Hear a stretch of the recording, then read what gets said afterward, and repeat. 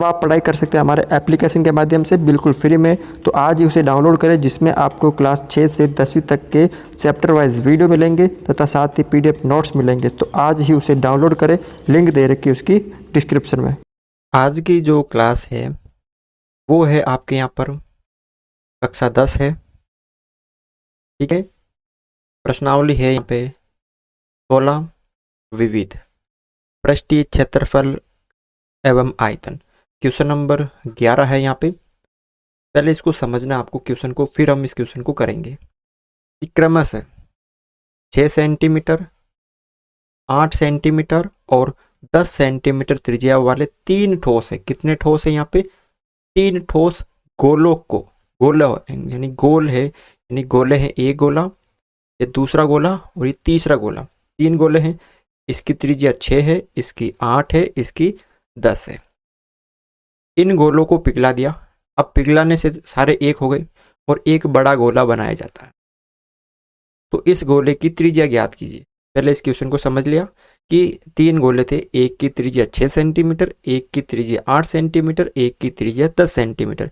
इन तीनों गोलों को मैंने पिघला दिया और पिघला के क्या बना दिया? एक बड़ा गोला मैंने बना दिया। अब मुझे इस बड़े गोले की त्रिज्या बताओ। तो भाई इसका, इन तीनों का जो आयतन होगा ना, यानी तीनों का जो आयतन होगा, पहले गोले का आयतन प्लस दूसरे गोले का आयतन प्लस तीसरे गोले का आयतन, इन तीनों गोले का जो आयतन होगा वो इसके आयतन के बराबर होगा ना। बात यही है कि इन तीनों गोलों का जो आयतन है वो इस गोले के आयतन के बराबर होगा। आपको यहाँ पे करना क्या है? लिखना है हल, वही लिखना है। पहले गोले की त्रिज्या, इसे हम, पहले गोला है तो इसे हम R1 मान लेते हैं। क्या मान लेते हैं? पहले गोले की त्रिज्या, इसे हम क्या मान लेते हैं? R1 मान लेते हैं। कितनी है? 6 सेंटीमीटर। इसी तरह दूसरे गोले की त्रिज्या, इसे हम R2 मान लेते हैं। दूसरे गोले की त्रिज्या कितनी है? 8 सेंटीमीटर। इसी तरह तीसरे गोले की त्रिज्या, इसे हम R3 मान लेते हैं और ये है 10 सेंटीमीटर। यानी इन तीनों त्रिज्याओं, जो गोले की त्रिज्याओं का जो आयतन होगा, इन तीनों को जो आयतन होगा इन तीनों का, वो बड़े गोले के आयतन के बराबर होगा। यानी तीनों गोलों का आयतन बराबर किसके होगा? यानी इन तीनों का आयतन निकाल के इसके बराबर होगा, वो बड़े गोले के आयतन के बराबर होगा। यही होगा इसमें, बड़े गोले का जो आयतन होगा उसके बराबर होगा ये बड़ा गोले का आयतन। अब गोले का आयतन क्या होता है? तो वो होता है 4/3 पाई, क्या होता है यहाँ पे? 4/3 पाई R³। तो पहले गोले का तो R1 प्लस 4/3 पाई R³। ये दूसरा गोला तो R2 प्लस 4/3 पाई R³। और ये तीसरा गोला था इसलिए 3। R1 यानी पहली त्रिज्या, R2 यानी दूसरी त्रिज्या, R3 यानी तीसरी त्रिज्या, बराबर बड़े गोले का आयतन 4/3 पाई, बड़ा गोला इसलिए मैं इसको बड़ा R मान लेता हूँ, 4/3 पाई R³। ठीक है, अब देखो इन तीनों में क्या चीज कॉमन आ रही है? इन तीनों में 4/3 पाई कॉमन आ रहा है। तो पीछे क्या बचेगा? R1 का क्यूब प्लस R2 का क्यूब प्लस R3 का क्यूब बराबर 4/3 पाई R³। इसको थोड़ा सा समझना पड़ेगा आपको क्वेश्चन को। ठीक है, अब यहाँ पे ध्यान से देखो कि 4/3 पाई ये इधर है तो ये दोनों भी कट गए आपस में, क्योंकि जब बराबर में, जब बराबर का चिन्ह और दोनों तरफ बराबर हो तो वो कट जाते हैं। तो यहाँ पे क्या बचा वो आपको यहाँ पे लिखना है कि R1 का क्यूब प्लस R2 का क्यूब प्लस R3 का क्यूब बराबर R³ ये बचा आपके। तो R1 यानी पहली त्रिज्या कितनी है? 6 का क्यूब प्लस दूसरी कितनी है? 8 का क्यूब, तीसरी कितनी है? 10 का क्यूब बराबर R। 6 का क्यूब कितना होता है, तो वो सब आपको यहाँ पे लिखना है। जितना होता है वो सब आपको यहाँ पे लिखना है। तो देखो 6 का होता है 216 प्लस 8 का होता है 512 प्लस 10 का होता है 1000 बराबर आर। तो इसको मैं यहाँ पे कर लेता हूँ। तीनों को जोड़ने पे कितना आ गया 1000, ये 1500, 1600, 1700, 1700 और कितना आ गया देखो 1700, उसके बाद 16 और 18, 1728, 1700 कितना आ गया यहाँ पे 28 आ गया बराबर आर क्यूब।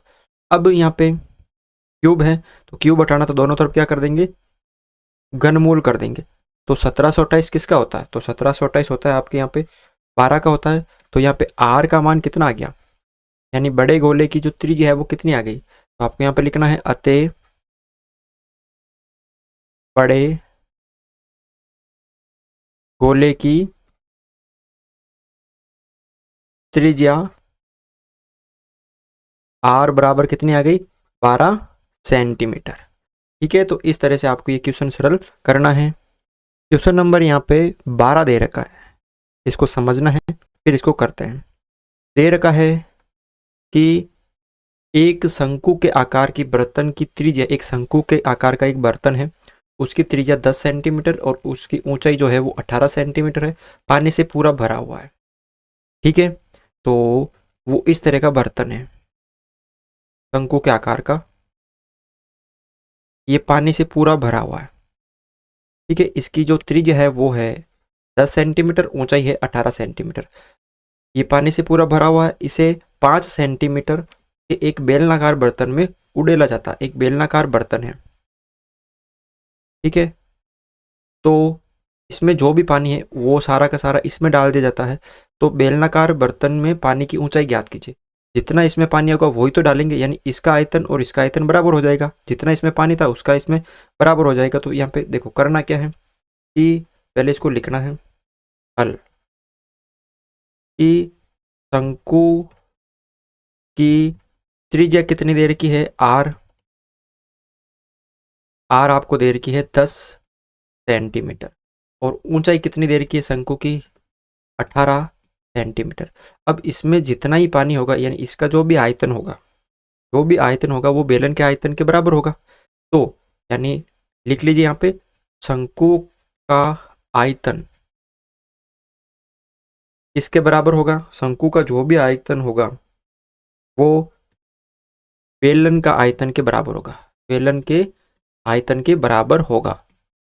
क्योंकि हम पानी तो डाल रहे हैं ना, शंकु का जो भी पानी वो बेलन में डाल रहे हैं। तो शंकु का आयतन कितना होता है, वो होता है 1/3 पाई आर स्क्वायर एच। और बेलन का क्या होता है, जो बेलन होता है उसका होता है पाई आर स्क्वायर एच।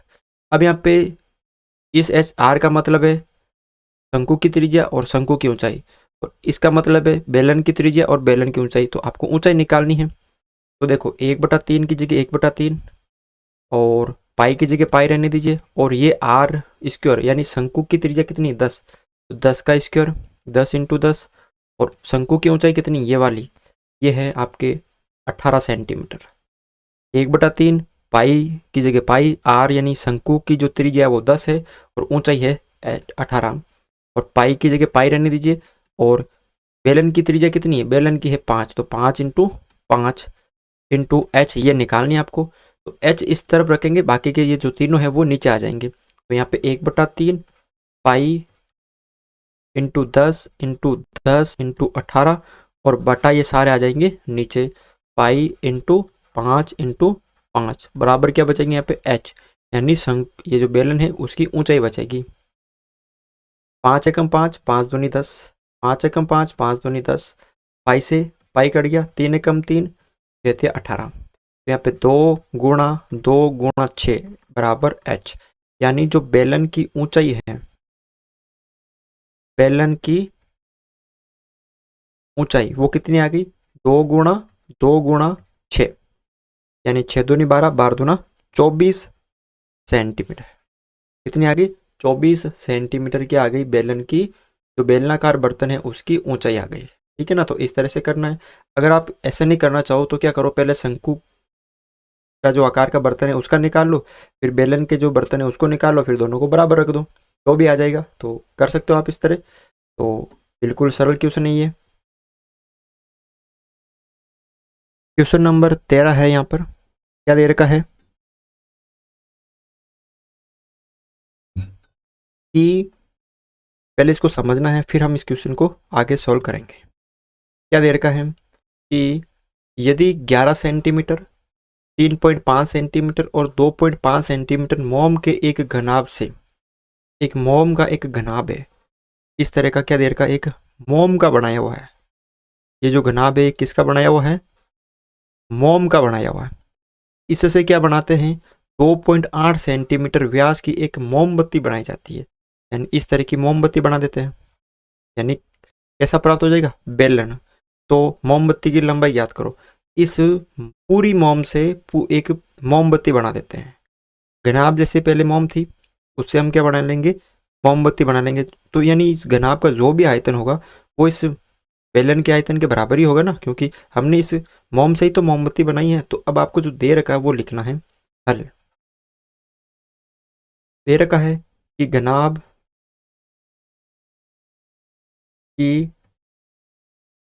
लंबाई दे रखी है 11 सेंटीमीटर, चौड़ाई दे रखी है आपको 3.5 सेंटीमीटर और ऊंचाई दे रखी है आपको 2.5 सेंटीमीटर।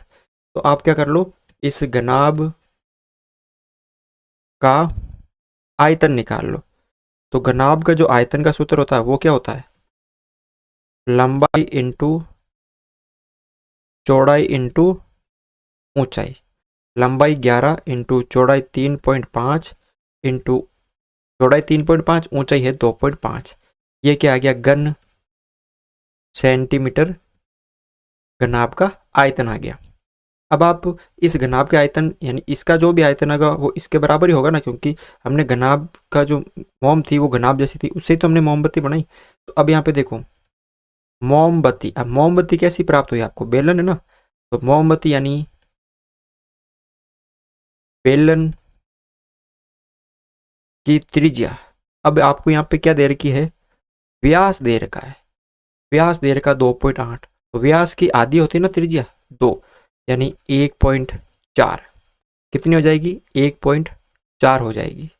ठीक है। तो अब यहाँ पे देखो इस बेलन यानी मोमबत्ती,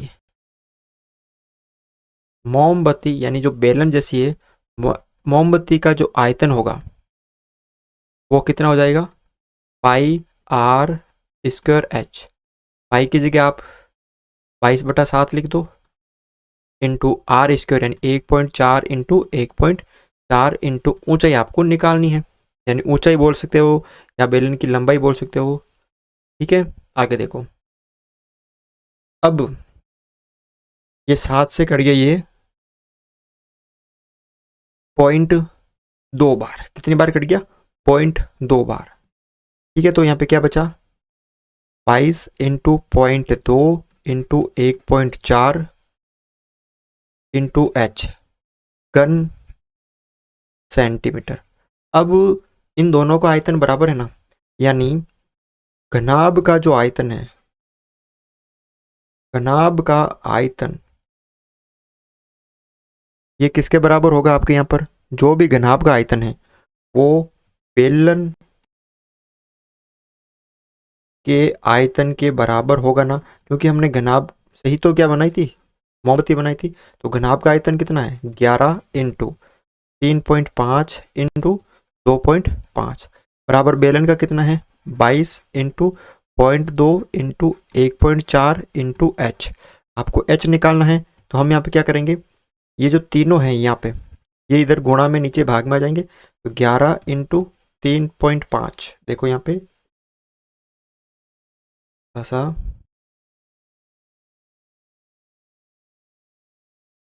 3.5 इंटू 2.5, ये तीनों नीचे आ जाएंगे। तो 22 गुणा 0.2 गुणा 1.4, ठीक है, बराबर एच।